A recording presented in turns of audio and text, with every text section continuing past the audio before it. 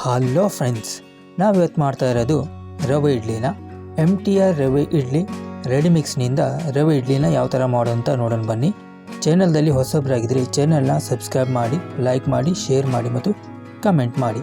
ನಾನಿವಾಗ 3 ಕಪ್ನಷ್ಟು ರವೆ ಇಡ್ಲಿನ ತೆಗೆದುಕೊಂಡಿದ್ದೀನಿ. ಇದಕ್ಕೆ ಇವಾಗ 1 ಕಪ್ನಷ್ಟು ಮೊಸರನ್ನು ಹಾಕ್ಕೊಳ್ತಾ ಇದ್ದೀನಿ.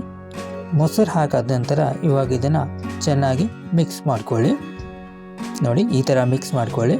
ನಾನು ಇದಕ್ಕೆ ಇವಾಗ ಇನ್ನೊಂದು ಮೊಸರು ಹಾಕ್ತಾಯಿದ್ದೀನಿ. 1 ಕಪ್ನಷ್ಟು ಮೊಸರನ್ನ ಹಾಕ್ಕೊಳ್ತಾ ಇದ್ದೀನಿ. ಟೋಟಲಾಗಿ ನಾನು ಇವಾಗ 2 ಕಪ್ನಷ್ಟು ಇದಕ್ಕೆ ಮೊಸರನ್ನು ಹಾಕ್ಕೊಂಡಿದ್ದೀನಿ. ಚೆನ್ನಾಗಿ ಮಿಕ್ಸ್ ಮಾಡಿ. ಇವಾಗ ಚೆನ್ನಾಗಿ ಮಿಕ್ಸ್ ಆದ ನಂತರ ಇದ್ರ ಮೇಲೆ ಇವಾಗ ಒಂದು ಪ್ಲೇಟ್ನ ಮುಚ್ತಾ ಇದ್ದೀನಿ. 10 ರಿಂದ 15 ನಿಮಿಷ ಮುಚ್ಚಳನ ಮುಚ್ಚಿ ಚೆನ್ನಾಗಿ ರವೆ ಮತ್ತು ಮೊಸರು ಚೆನ್ನಾಗಿ ಇದರಲ್ಲಿ ಮಿಕ್ಸ್ ಆಗಬೇಕು.